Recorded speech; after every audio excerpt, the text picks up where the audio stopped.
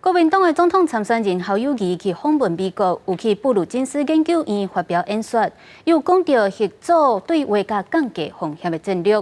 侯友宜嘛有去拜会美国在台协会总部，若是讲到针对中共派上80军机来侵扰台湾的代志，侯友宜是呼吁中国唔通互台湾人对印度捣蛋。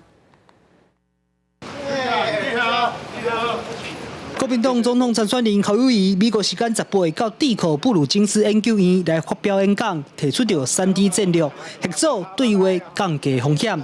做伙开会 ，AID 前主席普瑞泽、华府智库学者葛莱伊对会议内容拢无加讲，只强调已经理解侯友宜对两岸关系也有美台关系的看法。I think that Mayor Ho heard very clearly what.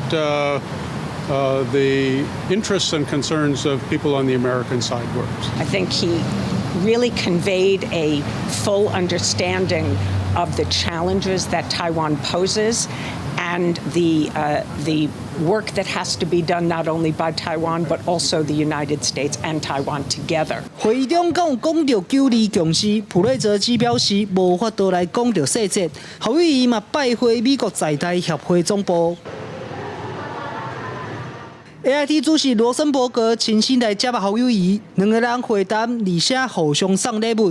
侯友宜送关公的帽仔，罗森伯格送蜂蜜，也有水果酱。另外，侯友宜嘛去国会山庄，甲共和党的众议员塞申斯、贾西亚，也有塞尔夫，针对着台美关系、国防两岸问题来做讨论。我不会有意识形态，国家只有一个，从以前到现在。